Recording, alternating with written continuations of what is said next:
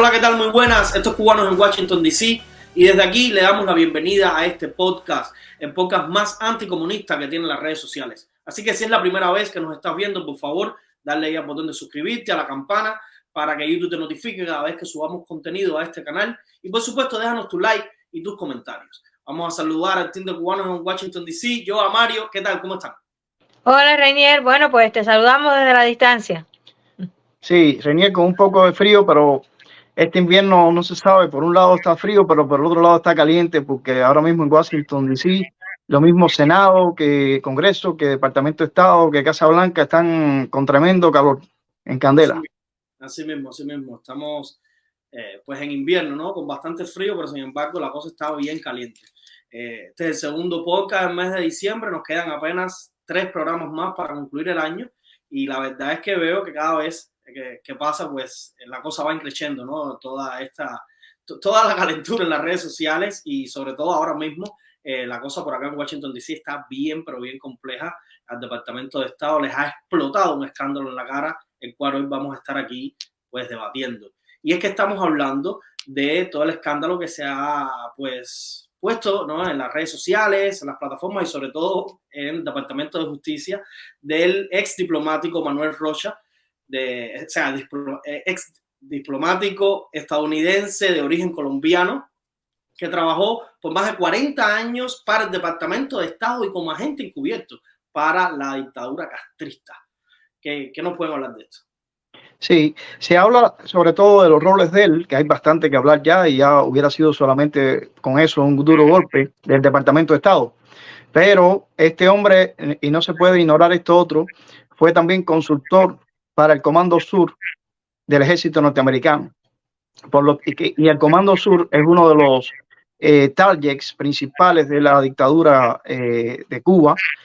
Así que no es de soslayar el hecho de que este hombre también haya estado metido como consultor dentro del Comando Sur. No estamos hablando de alguien que va al Versalles a tomarse un cafecito y a escuchar lo que están diciendo los cubanos del exilio, porque ese es muchas veces el mito que la dictadura riega, ¿no? De que sus agentes aquí están para tratar de penetrar el exilio. No. El verdadero objetivo de ellos es penetrar las instituciones norteamericanas, ya sea para hacerlas colapsar o ya sea para obtener información o incidir en el comportamiento de ellos. Este hombre incidió en el Departamento de Estado, en las políticas norteamericanas, pero incluso también hasta en cuestiones militares como el Comando Sur. Bueno, obviamente es un jugador de grandes ligas, ¿no? No en balde, el mismo senador Marco Rubio lo catalogó como un agente de calibre, o sea, un agente de importancia, posiblemente uno de los agentes más bien posicionados, ¿no?, que hasta el momento se ha descubierto que haya tenido la dictadura. Lo más insólito de esto no es que este hombre haya estado ahí infiltrado en el Departamento de Estado y en todas estas cosas que Mario ha dicho, sino que lo más insólito es que estuvo en ese rol durante 40 años y cualquiera podría preguntarse qué estaba haciendo el FBI, ¿no? El Buró de Investigaciones, o sea, estaban haciendo cualquier cosa menos su trabajo, ¿no? Eso es algo muy importante porque yo creo que es imposible si supuestamente los servicios de investigación de los Estados Unidos son tan buenos, ¿no?, tan efectivos, al punto, por ejemplo, de que sabemos que hace un tiempo allanaron la vivienda de Donald Trump para ir a buscar unos supuestos documentos que Donald Trump había sacado de la Casa Blanca. Sin embargo, fíjate, este hombre se les ha paseado en las mismas narices durante 40 años brindando información a un país extranjero. ¿Y a qué país no? A un país enemigo, además, por supuesto, a un país enemigo, ¿no? Entonces, lo más insólito es eso, ¿no? Enemigo para los Estados Unidos, porque el enemigo para este hombre era Estados Unidos. No, por supuesto, enemigo para los Estados Unidos. Se le estaba brindando información, por supuesto, ¿no?, como espía a un país. No es primera vez que esto pasa. Ya tenemos, por ejemplo, el caso de Ana Belén Montes, la puertorriqueña esta que estaba infiltrada en el Pentágono, que también estuvo durante un buen tiempo infiltrada en el Pentágono hasta que la descubrieron y pues fue sentenciada, creo que a 20 años de privación de libertad, que los cumplió. Vamos a ver entonces qué es lo que va a pasar con este hombre, que además ya está, es un hombre ya que está en la tercera edad, tiene 70 y tantos años, 73 creo, y obviamente, no sé, 20 años, pues saldría, si es que sale de la cárcel, con una edad bastante avanzada. Pero el caso es que este hombre se rió en las narices al FBI, a todo el mundo, ¿no? Aunque ahora está llorando.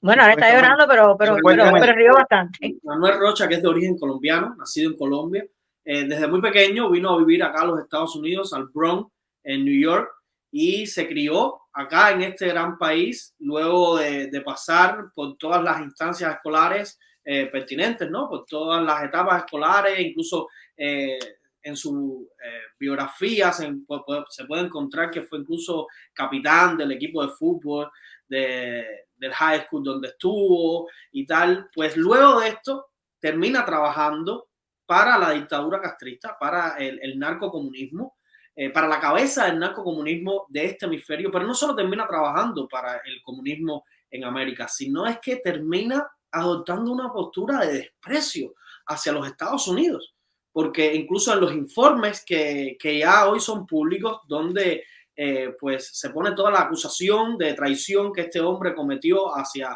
los Estados Unidos, es explícito cómo él se refería acá a los Estados Unidos como el enemigo y a Cuba como los jefes, que incluso ya se sabe que su función, ¿no?, era velar no solo por, digamos, tratar de incidir en la política americana, sino también por velar pues que no se fuera a realizar ningún tipo de atentado con la figura del desgraciado en piedra, ¿no?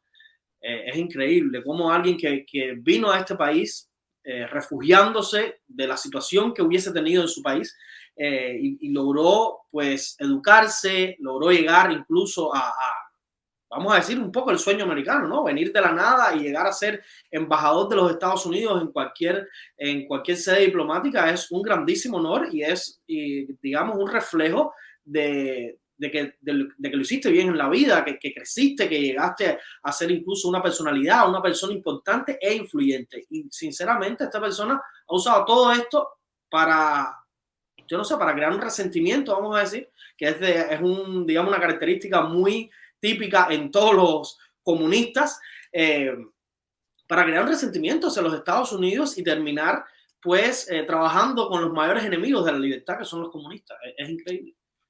Sí, mira, Reinier, bueno, debe haber otros también igual que él, metidos en estructuras aquí de los Estados Unidos. Esta siempre ha sido un objetivo de la seguridad del Estado cubano, infiltrar instituciones y llegar hasta el máximo de la cúpula de esas instituciones.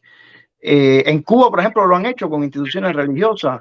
O, por ejemplo, ellos revelaron en las razones de Cuba hace unos años atrás algunos espías.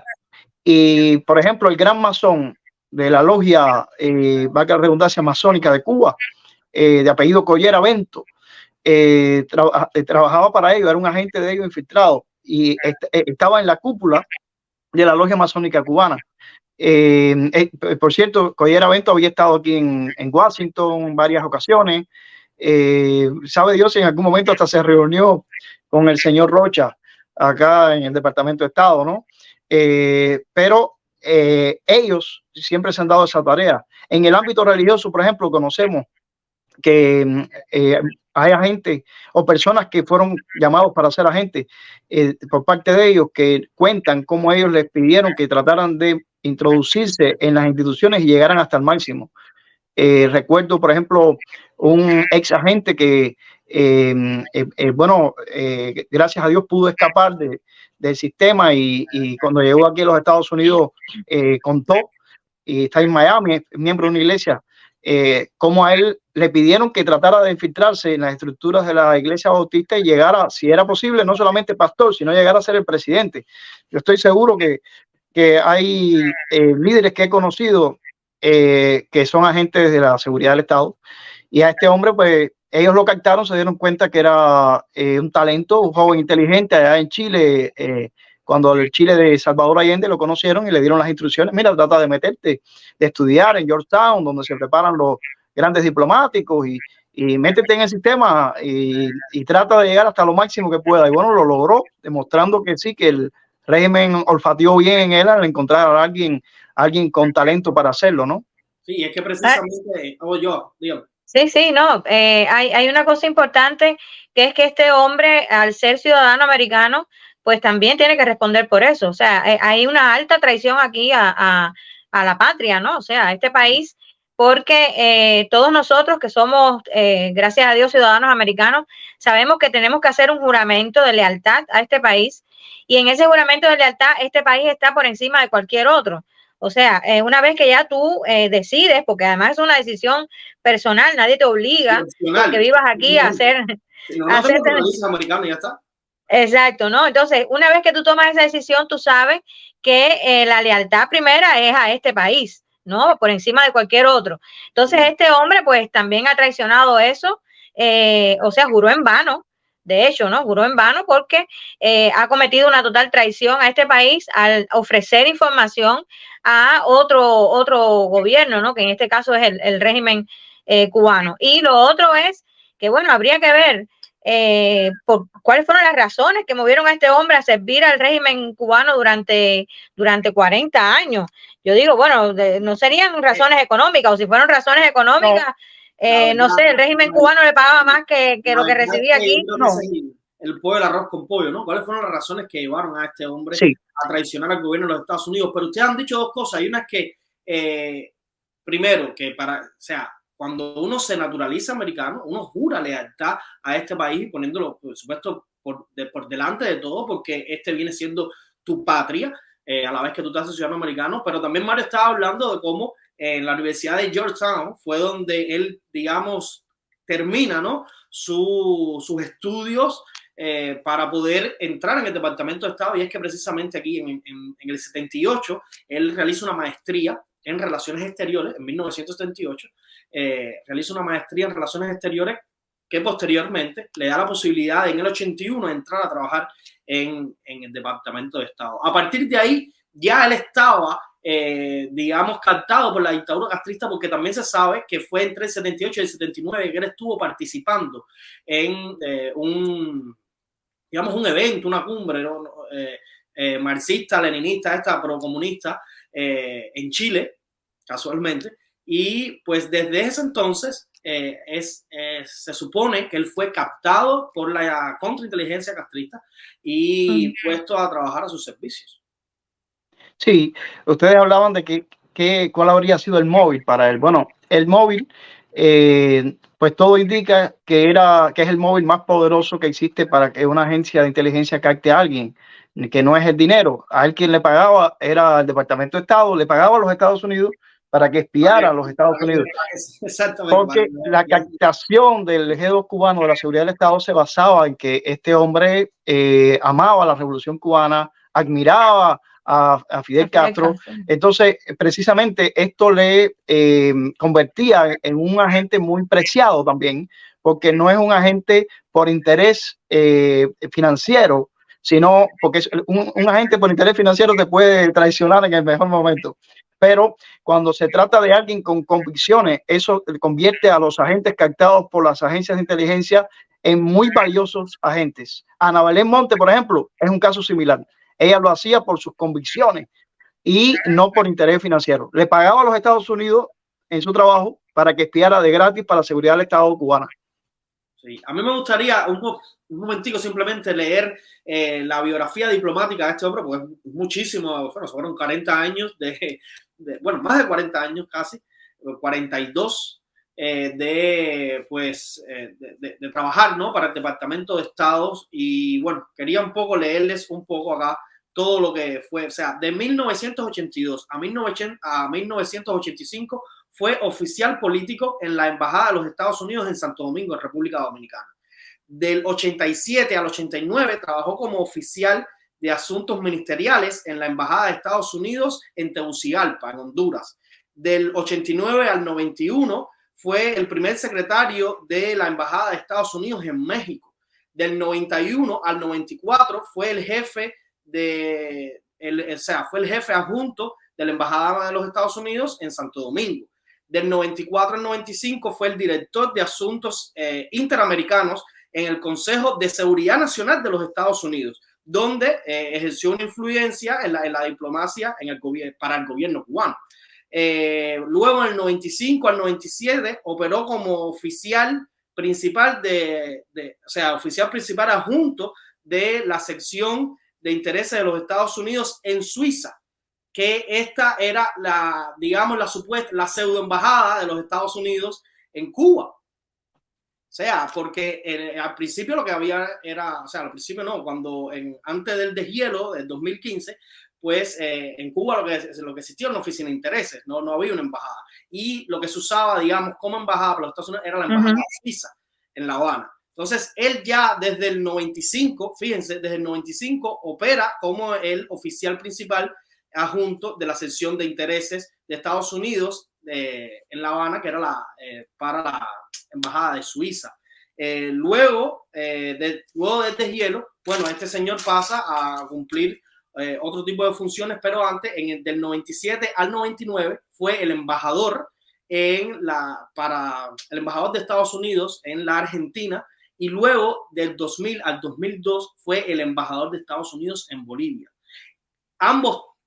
Estos dos últimos cargos me llaman mucho la atención, que fue tanto el embajador de Estados Unidos en Argentina como el embajador de Estados Unidos en Bolivia. Estos dos altos cargos que tuvo para la política exterior americana fue designado durante el mandato de Bill Clinton. Y qué casual que nuevamente es una administración demócrata la que por alguna razón tiene algo que ver con, digamos, un tema muy importante que le favorece, que le beneficia muchísimo a la dictadura castrista, ¿no? A mí, sinceramente, me llama poderosa la atención ese detalle, ¿no? Sabemos que la administración de Clinton fue desde el 93 hasta el 2001, y pues en este tiempo es donde este señor Manuel Rocha cumple como embajador tanto de Argentina del 97 al 99 y luego del 2000 al 2002 pues como embajador de Bolivia.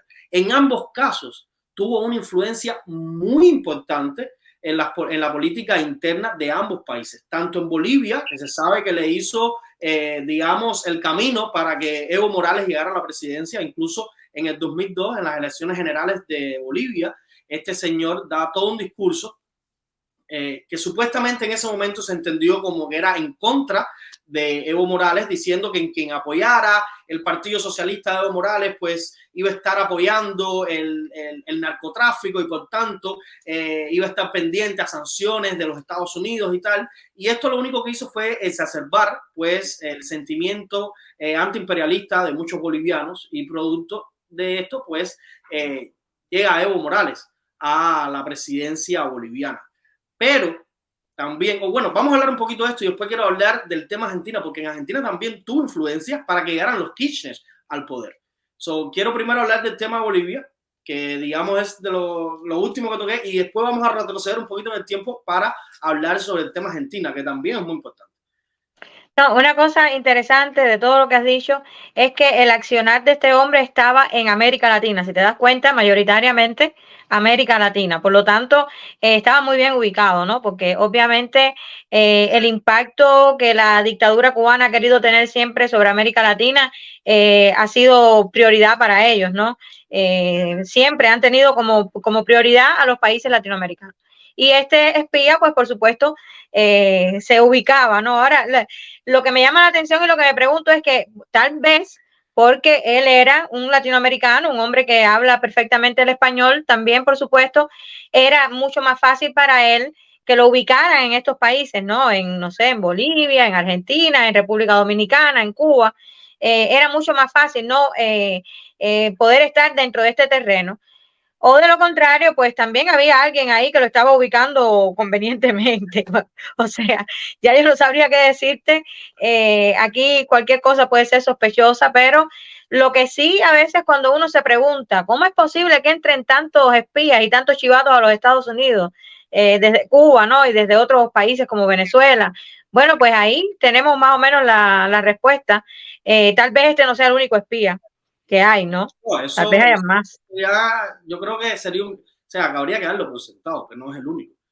Quizás el más grande, o sea... no, pero a este nivel te digo, ¿no? Encontrado, sí, lo más grande que se ha podido detectar, pero yo no creo que sea el único. la verdad. No, para nada. Lo que sí es muy interesante en este momento observar el panorama, porque debe haber mucha gente que debe estar sí, porque los que estén espiando ahora mismo, ninguno debe estar seguro. Así que estemos atentos para cualquier movimiento extraño que veamos. Yo creo que eso es una de las cosas buenas, ¿no? Que ha traído este escándalo, que haya salido a la luz todo esto, pues de las cosas positivas que por lo menos todo el que esté haciendo eso, que esté pasando por un mal momento, aunque sea de sentirse, ¿no? Preocupado de que pues, su doble vida pueda ser expuesta, ¿no? Yo creo que de esto pueden extraerse muchas cosas positivas, Reniel, muchas cosas. Por ejemplo, ya los que se le estaba haciendo la boca agua porque pensaban que ya se había bajado la cuestión del 11J y que ahora por fin Biden iba a poder tirarle el cabo a la dictadura que hubiera querido tirarle desde el primer día, pues ahora sencillamente esto volvió atrás totalmente. O sea que la dictadura... Sí, pero antes de entrar en el análisis del impacto de todo esto, vamos a terminar un poco con, vamos a decir, el tema biográfico de este hombre, porque es que la influencia que ha tenido ha sido muy grande. O sea, estamos hablando de Bolivia, pero bueno, yo les estaba comentando que quería hablar del tema de Argentina, y es que este hombre, lo comentamos, fue desde el 97 hasta el 99, fue el embajador de Argentina. Y se sabe en el informe que él era muy cercano a Eduardo Duarte, quien fue no solo gobernador de la provincia de Buenos Aires del 91 al 99, sino también fue el presidente interino de la Argentina durante el 2002-2003, y luego, ¿quién viene a la presidencia del 2003 de Argentina? Pues Néstor Kirchner. Y él se conoce ahora, mediante todos estos informes, que fue a través de Rocha la influencia para que Duarte llevara a la presidencia a Kirchner por mandato de La Habana. Y fíjense qué terrible fue toda la influencia que este hombre realizó, que después del 2003 que sale Néstor Kirchner, hay toda una década de un imperio Kirchner. Sabemos, fue del 2003 al 2007 su mandato, y luego del 2007 al 2015 pues asume su esposa Cristina Kirchner. O sea, ¿cuánta influencia pudo ejercer este hombre en la Argentina, y qué beneficioso fue para la dictadura castrista que la familia Kirchner estuviera tantos años en la Argentina? Es increíble el nivel de alcance, ¿no? de influencia en nuestra región de la dictadura castrista. Es un escándalo, ¿verdad? No solo todo lo que está pasando, sino poder conocer la magnitud del alcance de toda la inteligencia, ¿no? Y todo el trabajo de espionaje que realiza la dictadura castrista. No, y entonces la pregunta vuelve a ser la misma. ¿Era tan sagaz este hombre y es tan sagaz el sistema de espionaje castrista al punto de poder mantener a espías toda esta cantidad de tiempo? ¿O es que realmente el sistema de seguridad norteamericano no es tan bueno, ¿no? Como nosotros pensamos? ¿Qué estaba haciendo el FBI? ¿Cómo estaban dormidos? ¿Qué pasaba, no? O sea, uno tiene que a veces cuestionarse todas esas cosas, porque no es primera vez que el sistema de seguridad de este país falla, no es primera vez. Y a veces uno dice, bueno, esa pequeña isla ahí con ese desgobierno platanero, pero han hecho cosas que de verdad uno se dice, wow, han llegado a niveles bastante importantes y a niveles bastante preocupantes, ¿no? Porque date cuenta de este mismo personaje, con todo lo que tú has dicho, los niveles de influencia que ha tenido, como te digo, en muchos países latinoamericanos y países de puntera, como lo son, por ejemplo, Argentina, también República Dominicana, que sabemos, yo por lo menos esa es mi opinión, hay mucho criterio ahí en República Dominicana que favorece al régimen.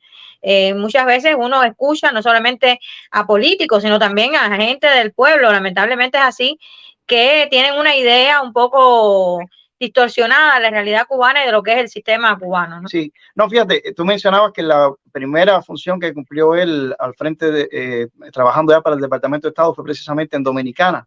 Bueno, pues eso le sirvió a él hasta ahora, porque la última incursión que se sepa que hizo él en Cuba, la hizo con pasaporte dominicano, fue en el 2017, que fue secretamente ahí a Cuba, sabe Dios a ver qué planes y qué cosas se hacían. Así que ese primer servicio todavía le estuvo reportando algunos beneficios para hacer su acción de espionaje. No, y usted también había dicho que él había sido miembro del Consejo de Relaciones, o sea, fue miembro del Consejo del Comando Sur, pero también fue consultor. Exacto, pero también fue miembro del Consejo de Relaciones Exteriores en New York, también fue miembro del Consejo Internacional de la Universidad, o sea, del Consejo de la Universidad de la FIU. De hecho, participó en todo un informe que se realizó, yo creo que fue después del 94, que el Departamento de Estado lanzó pues una iniciativa para realizar, ¿no?, digamos, propuestas de proyectos de transiciones para Cuba.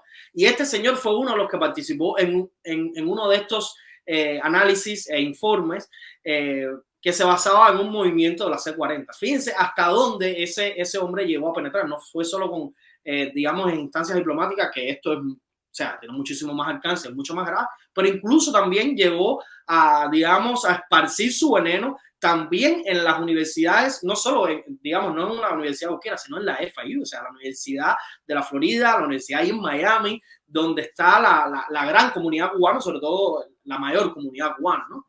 Entonces, es increíble, sinceramente, cómo pues la dictadura castrista puede penetrar no solo el Departamento de Estado, sino la comunidad cubana en general, porque si bien este hombre no es cubano, la influencia que ha ejercido ha sido muy grande. Y sobre todo, algo que también, digamos, ha llamado mucho la atención, ¿no? Es que este hombre mantenía un perfil de derecha, pero no un perfil de derecha regular, no, un perfil de extrema derecha en algunos casos. Y incluso se sabe que fue una de las, digamos, de los mandatos que recibió, ¿no? Él tenía que tener esta postura, ¿no? Asumir esta postura y dar a entender que era un hombre muy de derecha para, bueno, poder construir todo el perfil, todo el personaje que se quería. Es increíble, de verdad. Bueno, moraleja, ¿cuántos no habrán por ahí que se las den de extrema derecha y que sean también agentes del régimen, ¿no? O sea, son las cosas que uno a veces, pues, dice, tenemos un patrón de quiénes pueden ser los infiltrados, pero obviamente un infiltrado, un espía de verdad, no va a dar su verdadera naturaleza. O sea, no va a decir yo amo a Fidel Castro, yo soy revolucionario, o va a asumir una posición similar, ¿no? El mismo Puente Leche, Carlos Lazo, ese tipo es un agente de la seguridad del Estado, pero no un espía, porque él está declarado, o sea, él está a la cara, como decimos en buen cubano. O sea, los más duros, los más peligrosos, siempre se van a pintar como el tipo más derecha, como el más intransigente, y es que lo hemos hablado acá aquí, en el podcast, ¿no? Como toda la flotilla de democracia y todos los movimientos que había en ese momento fueron infiltrados por la Red Avispa, y había muchos de ellos que se los daban de los más combativos, de los que querían llenar los barcos de Ramón Saúl de armas para ir a pelear, porque ese era el único camino, y sin embargo, eso eran los espías, el que tenía esa narrativa, y no, digamos, la concepción que tenía Ramón Saúl de que la labor que ellos hacían era humanitaria y que era la que se tenía que hacer y no llenar los barcos de armas como querían otros. Es un punto. De hecho, se tiene en cuenta que este hombre estuvo involucrado en el tema del derribo de las avionetas Hermanos a Rescate. O sea, fíjese hasta dónde llega la culpabilidad de este señor y el alcance que tuvo en la realidad. Porque él estaba precisamente cuando derriban las dos avionetas de Hermanos a Rescate en La Habana trabajando. Entonces, por supuesto que él hizo todo lo que pudo para cumplir con el rol que tenía que cumplir en ese momento y que la justicia no se hiciera como se debió haber hecho, porque realmente hasta el día de hoy el crimen contra los 4 mártires de Hermanos al Rescate no se ha limpiado y la dictadura no recibió su merecido, entre otras cosas porque había elementos como él en posiciones de los Estados Unidos para atenuar cualquier reacción de parte del gobierno norteamericano. Bueno, y de hecho ese es un crimen que no se ha limpiado gracias también a Obama, ¿no? Porque incluso la condena que se le había aplicado a estos espías, pues Obama la derogó y se los devolvió. Hizo un intercambio con el régimen y se los devolvió. Tristemente es un crimen que está impune y que no sabemos si algún día se hará justicia. Ojalá se haga justicia algún día, ¿no? Pero obviamente que este personaje Rocha pues también tuvo que ver con esto. ha tenido que ver con mucho. Así que me imagino que ya que lo atraparon y que lo han hecho público y que lo están llevando a un proceso judicial, pues que este hombre responda de verdad con todas las cosas que hizo, con la traición al gobierno, o sea, a este país, a los Estados Unidos, y también, por supuesto, toda su complicidad, ¿no? Su complicidad no, porque no es complicidad, es todo ese trabajo en el que él se vio involucrado junto con el régimen. Bueno, estaba leyendo también que una de las cosas por las que se le tomó es que se le cogió, ¿no? Como agente, se le sorprendió, es que parece que habían infiltrado a alguien del FBI que se hacía pasar por un agente de la seguridad cubana, y en conversaciones con este hombre, pues Rocha, ahí fue donde dijo lo que tú dijiste ahorita, de que Estados Unidos era el enemigo, y elogiaba a Fidel Castro, y entonces hablaba de los otros agentes de la seguridad, o sea, de los agentes de la seguridad del Estado como sus compañeros.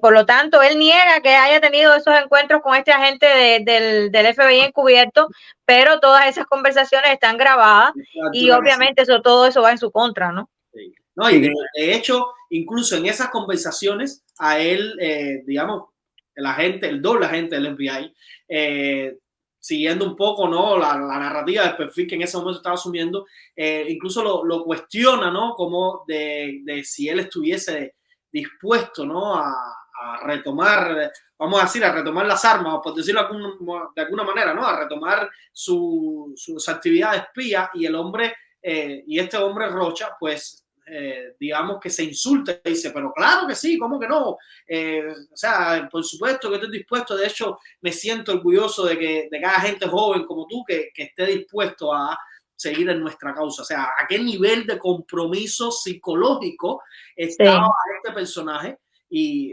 involucrado, ¿no?, con toda la absurdez del comunismo y de la dictadura castrista?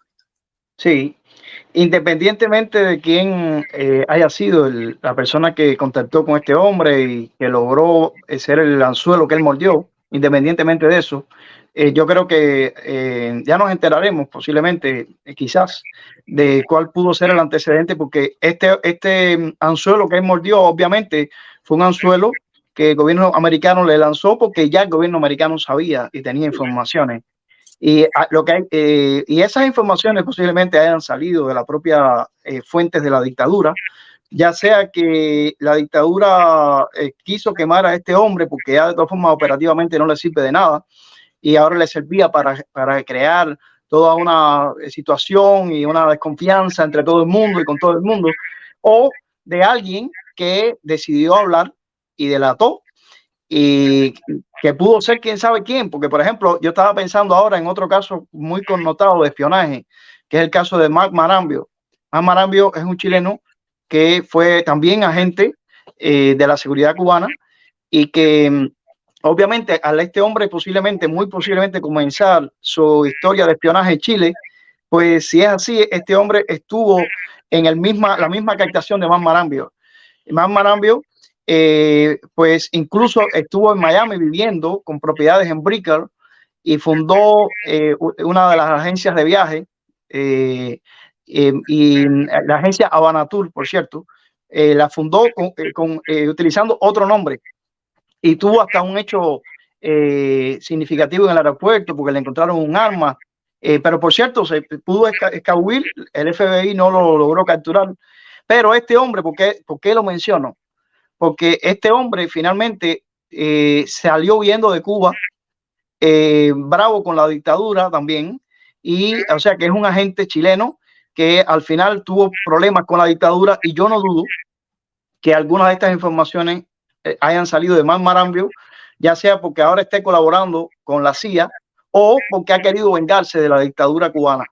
O sea, todo esto es un poco de especulación, pero para intentar buscar dónde esté la fuente de que este hombre que ya a lo mejor se daba lo que quería era retirarse en sus últimos días tranquilo, sin embargo se le ha armado todo esto. Yo creo que eso es una hipótesis, o sea, es una de las hipótesis que he estado escuchando, pero también puede ser que simplemente sea una pifia, como decimos en buen cubano, de alguien que fue desechado por la dictadura castrista, lo cual sabemos que es un modo operandi de la dictadura. Cuando ya tú dejas de ser útil, pues te echan un rincón cual vagabundo, y ni siquiera se vuelven a interesar por ti, ni se preocupan, o sea, te desechan totalmente.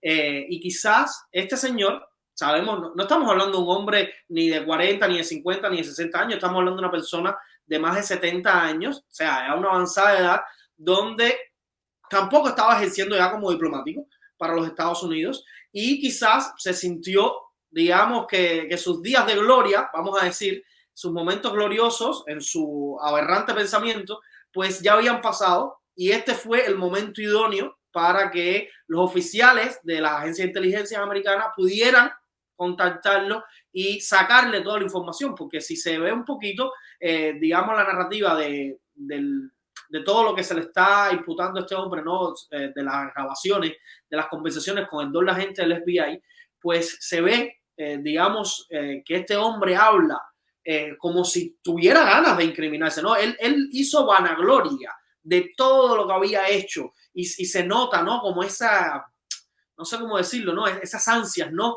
De un poco, no solo retomar esa actividad de espionaje que tenía, sino un poco de echarse flores él mismo, ¿no? De todo lo que había logrado, de todo lo que había hecho, de su postura, y de toda esa locura, ¿no? Entonces, a mí me parece que, sinceramente, a no ser que él por sí mismo lo declare, y yo una persona así, al final del día nunca lo voy a terminar de creer nada, la información que sea beneficiosa, pues se usará, pero creerle así de creo en tu palabra, no creo que sea algo objetivo, pero yo creo que son varias las hipótesis que se van a seguir manejando.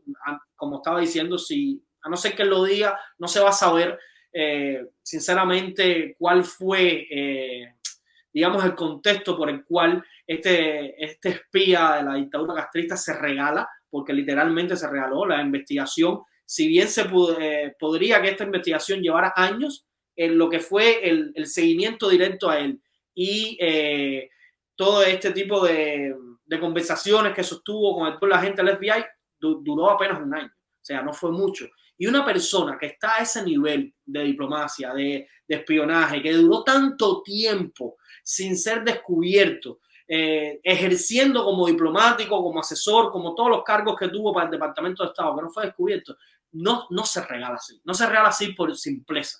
O no conocemos exactamente la narrativa explícita de los hechos, porque la información es confidencial y al FBI pues no le interesa que esto se sepa, porque incluso puede interferir en otras investigaciones que se estén haciendo, o se puede también ser el tema de que la dictadura lo quemó, o puede ser esta otra hipótesis que yo estaba comentando, de que simplemente es una persona de 70 años desechada por la dictadura, que no está cumpliendo ninguna función, y en ansias de retomar sus momentos de gloria, pues se regaló a los agentes del FBI. De todos modos, los agentes del FBI obviamente estaban ya detrás de él, ¿no? O sea, él no se regaló así porque sí, sino porque ya lo estaban siguiendo, ya este encuentro con esta persona que se hace pasar por un agente cubano, lo dice claro, ¿no? Que estaban detrás de él. Lo que es lamentable es que no lo hayan atrapado antes cuando estaba en plenas funciones, ¿no? Sino que hayan esperado a que el hombre hiciera todo lo que hizo, todo el daño que hizo, y entonces ahora que ya estaba jubilado, descansando en su casita, pues entonces que lo vienen a sacar a la luz. De todos modos, es bueno en el sentido de que es una persona que va a tener que responder a este país, ¿no? Por todo lo que hizo, y yo me imagino, por supuesto, que termine en prisión, obviamente, ¿no? Que sea sancionado porque ha hecho algo bastante indebido, ya te digo, es traición a este país, es traición a los Estados Unidos al brindar información para otro gobierno, ¿no? Para otro estado. Así que pienso que sí, que sea bien sancionado, pero si yo hubiera sido el FBI y ya hubiera tenido razones de peso para haberlo incriminado antes, pues yo lo hubiera hecho antes, no hubiera esperado los 40 años, ¿no?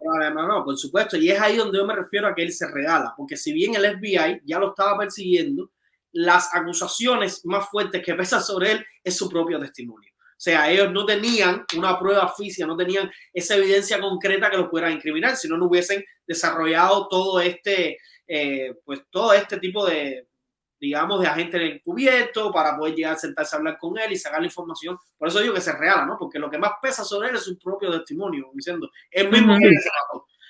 ¿Sí me entiendes? Sí. Y lo otro es que, por supuesto, este hombre va a pagar por traición. No creo que sean menos de 20 años, pero además, o sea, yo creo que una de lo que, o sea, de lo que se está pidiendo es cadena perpetua, pero aunque no le pidiesen cadena perpetua, vamos a suponer por la colaboración que este hombre pueda tener y la efectividad de la información que dé, porque igual tú puedes hablar mucho, que si eso no sirve de nada, no creo que se vaya a tomar en cuenta.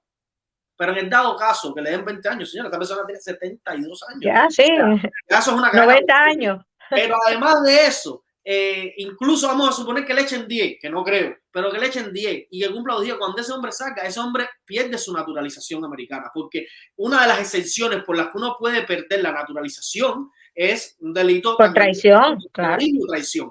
Entonces, ya eso es directamente, él sale de la cárcel y lo va a estar esperando inmigración para llevárselo, para deportarlo. Pero aparte de que lo van a deportar, también seguro va a pasar una temporada ahí. O sea, este hombre ya, como decimos también, el buen cubano se le acabó su carrera deportiva.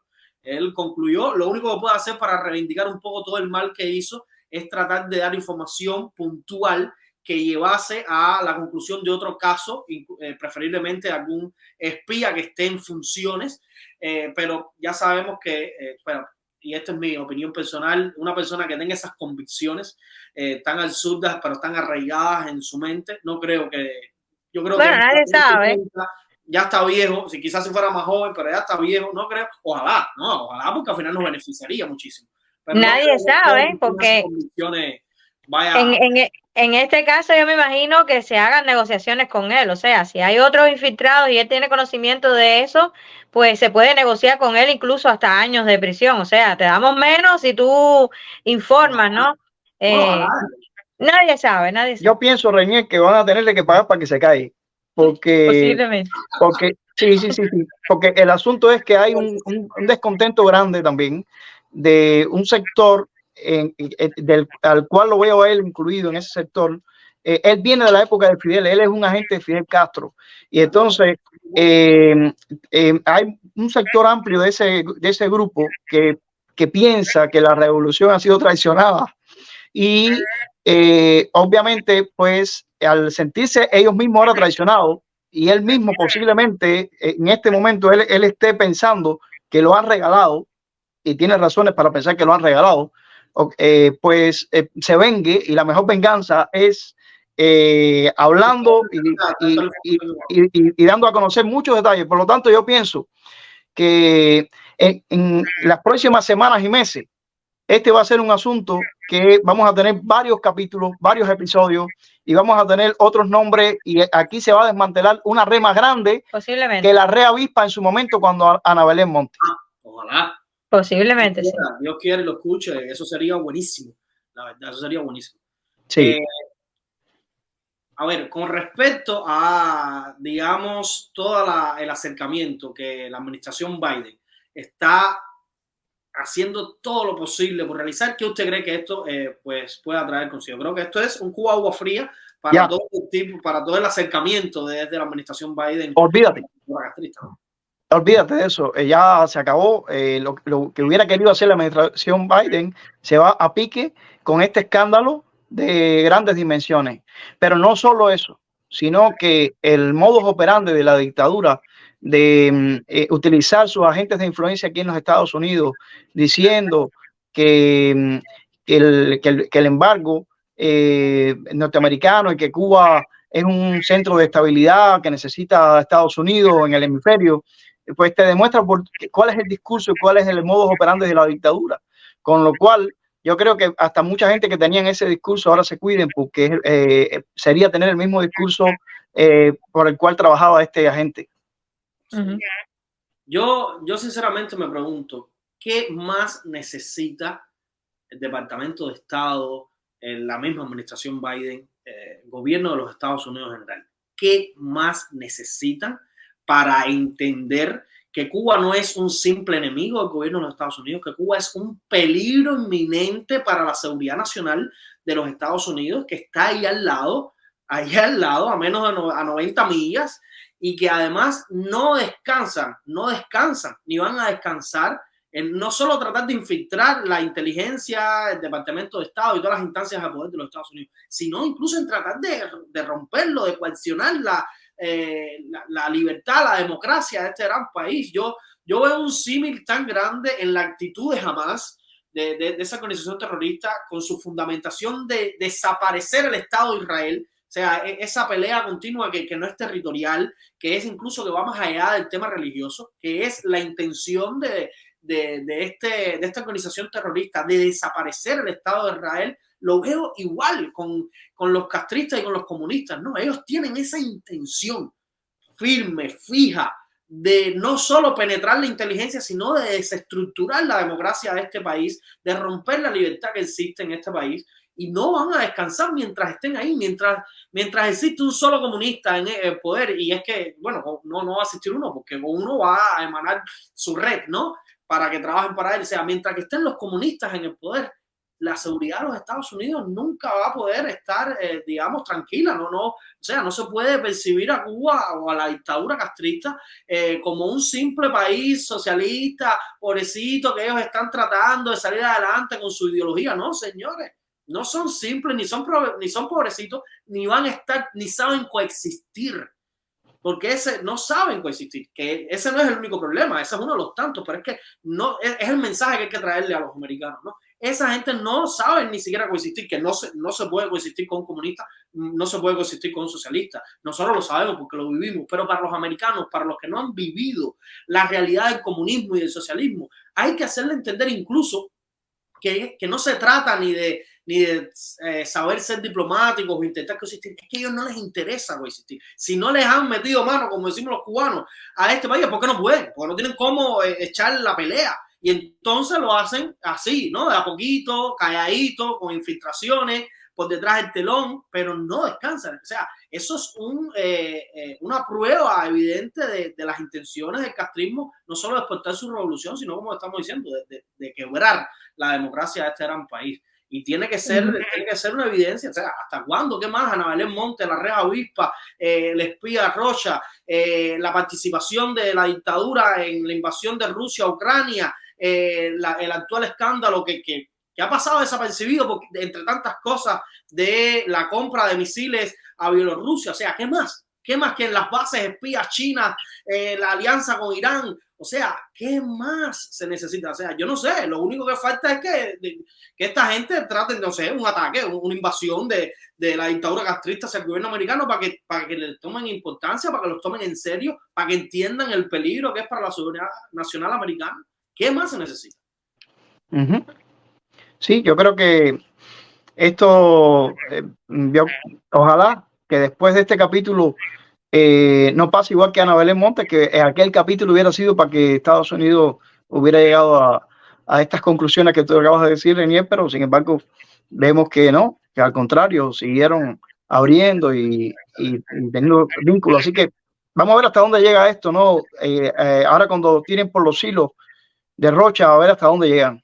Sí, es sencillamente esperar a ver qué pasa, porque estamos hablando de los agentes que ya se conocen, o sea, de los infiltrados, de los espías conocidos, pero los desconocidos están ahí todavía. Así que ya veremos qué pasa.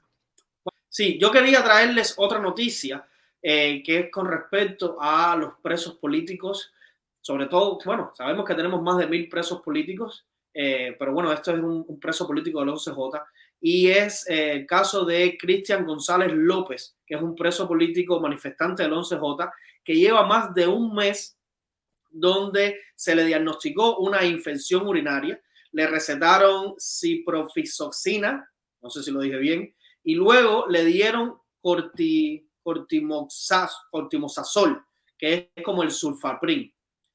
Padece de una gastritis medicamentosa y no lo han llevado al médico, o sea, no lo han llevado a atenderse. Este muchacho, Cristian González, yo siento una empatía especial por él, porque él fue uno de los videos que se hizo viral cuando el 11J. Es el muchacho que estaba en un bus, uno de los tantos bus que no existe para el transporte del pueblo, pero que sí aparecen al segundo cuando la dictadura necesita de transporte, ya sea para sus marchas o para usarlo para cualquier cosa, pues usaron un bus de esto regular para empezar a meter adentro detenidos de las manifestaciones del 11J, y este muchacho, hubo un video que se hizo muy viral, que él estaba esposado, pero con su cabeza y medio torso fuera por la ventanilla, y decía, no se callen, no se callen, no se callen, carajo, que valga la pena esto, no se callen, como diciéndoselo a los que aún estaban fuera, a los que aún no estaban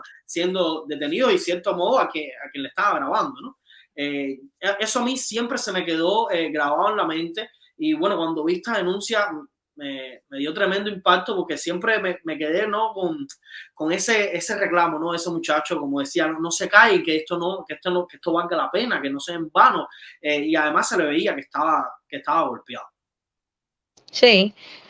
Bueno, Reinier, imagínate, son casos muy tristes, muy lamentables, pero es lo que pasa en Cuba, y obviamente no es el primero, no va a ser el último tampoco, de los presos políticos que van a estar ahí sin ningún tipo de atención médica. Por ejemplo, hace muy poco, la presidenta del Tribunal Provincial de Villa Clara dijo que ella no le había dado licencia extrapenal a Javier Delgado Torna, un preso político del 11J también, un hombre además con una situación de salud súper delicada, porque en las cárceles cubanas hay de todo. O sea, ellos tienen garantizada la atención médica, las enfermerías están muy cerca, hay medicamentos, o sea, los medicamentos están garantizados, y todo eso es mentira. Entonces el régimen siempre va a hacer lo mismo.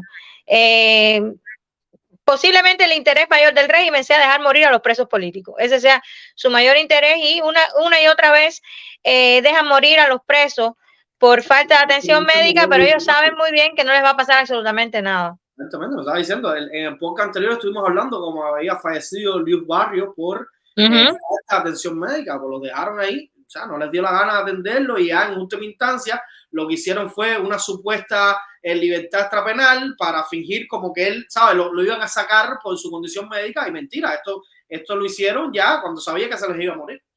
Exactamente. Es terrible. Es terrible. Terrible. Sí, Mario, dígame. No, lo que te iba a decir es terrible la situación. Sí. Otra de las noticias que más me ha impactado durante esta semana, que al final del día, todos los días tenemos denuncias de los presos políticos y tratamos de abogar por la visibilidad, ¿no?, a los presos políticos. Otra de las denuncias que más a mí me impactó es el caso de Ismael Rodríguez González, un muchacho de 26 años de edad del municipio de Huira de Melena, de la provincia de Artemisa. Él es un preso político igual de las manifestaciones del 11 de julio. Está sentenciado a 7 años de privación de libertad bajo falsos cargos de delito de desacato y decisión. Y es que este muchacho tiene problemas mentales. Padece retraso, no tiene grado escolar, porque padece de pues trastornos mentales. Y sinceramente está en unas condiciones muy, muy, muy deplorables. Él recientemente estuvo de pase, y los familiares pudieron contactar. El muchacho se orina encima, llegó a la casa y no conocía a la mamá. Hay un video que voy a tratar de buscarlo para subirlo acá, que él está hablando con alguien, no sé si es bien de su casa o algún vecino, y le estaba diciendo que la puerta de la entrada de su casa no estaba ahí, estaba en otro lado. Imagínense, como si en Cuba hubiesen recursos o condiciones para uno estar cambiando la puerta del sitio, o sea, que es algo imposible, ¿no? Entonces sabemos que la puerta de la casa es la que es desde el día 1 hasta el último día de la existencia de esa vivienda. Entonces, y el muchacho se ve, primero como hablaba, me llamó mucho la atención que hablaba así, como que no movía, ¿no? Mucho, era como si tuviera los dientes trancados, y decía, la puerta no estaba ahí, la puerta no estaba ahí. Cosas así, como que incluso como decía que hay que decir que la dictadura no lo trata mal para que no lo sigan tratando mal. O sea, ¿cómo pueden ser tan déspotas? ¿Cómo pueden despreciar tanto los comunistas a los cubanos? Que incluso ver que una persona que no está en sus capacidades mentales, incluso no le importan, por tratar de dar un escarmiento social, por tratar de dar con el cinto, como se dice, para que te respeten, pues se llevan por delante a quien sea, ¿no? Porque si todos los presos políticos están injustamente presos, un muchacho con estas características está doblemente injustamente preso, porque incluso él no estaba ni en la capacidad de entender lo que estaba haciendo. Estos muchachos que estaban simplemente en las calles, se dieron las manifestaciones y seguro se puso eufórico al ver la cantidad de gente para ese muchacho, y a lo mejor incluso hasta agresivo cuando lo intentaron detener, porque es una persona que no está en sus capacidades, no está en sus cabales. ¿Entiendes? Y entonces a esta gente son tan desalmados, no se encuentro ni calificativos para ponerle, son tan HP que ni siquiera tienen, digamos, sensibilidad, ni siquiera con este tipo de personas que ya les digo, todos los presos políticos están injustamente presos, pero es que este muchacho es doblemente injusto, porque ni siquiera él puede entender ¿sabe? El por qué lo están llevando preso, ni la magnitud de sus actos. Entonces es increíble. ¿Qué decirte, señor? Es terrible, terrible, terrible. Cada preso es un drama y, en fin, tenemos una isla entera presa, cautiva. Sí. Bueno, la verdad, señores, es que más o menos hemos estado tratando, yo creo que poco lo podemos dejar acá. Esto es más o menos lo que se ha estado viviendo durante estas semanas con respecto a nuestra isla, con respecto a nuestra lucha. Yo quiero recordarle a nuestro público que este 10 de diciembre a las 3 de la tarde vamos a estar realizando una vigilia frente a la Casa Blanca en el Parque Lafayette, de 3 de la tarde a 8 de la noche, en el Día Internacional de los Derechos Humanos, para rendirle tributo a las víctimas del comunismo, para exigir libertad para todos los presos políticos y el cese de las dictaduras comunistas en nuestro hemisferio. Así que, por favor, ahí los esperamos. La libertad es responsabilidad de todos. Yo espero que participen muchísimo. Vamos a estar trabajando también con activistas de las comunidades de Nicaragua, de Venezuela y de Bolivia. Así que yo creo que va a ser una vigilia bastante bonita y espero que todo el que nos siga y esté en las cercanías de aquí de Washington DC, pues pueda llegarse un ratico hasta ahí, a estar con nosotros. No me quiero despedir sin antes recordarle que somos cubanos en Washington DC, estamos en todas las plataformas digitales, estamos en YouTube, en Instagram, en Facebook, en TikTok y en Twitter somos CV Washington DC. Así que Mario, si nos quieres regalar una oración para cerrar el podcast, se lo agradezco. Sí. Dios Todopoderoso, en medio de esta situación terrible, este panorama terrible que vemos al final del 2023, te queremos pedir que nos deje el milagro gigantesco de que el año 2024 sea un contraste bien grande con lo que ahora estamos viviendo y que se cumpla lo que Osvaldo Payá decía, que la noche no será eterna. Así que ahora, desde esta profunda oscuridad, te pedimos, Dios Todopoderoso, que llegue el amanecer y que la estrella resplandeciente de la mañana surja. Te lo rogamos y lo encomendamos todo a ti, pidiéndote que nos perdones por nuestros pecados. En el nombre de Jesús. Amén.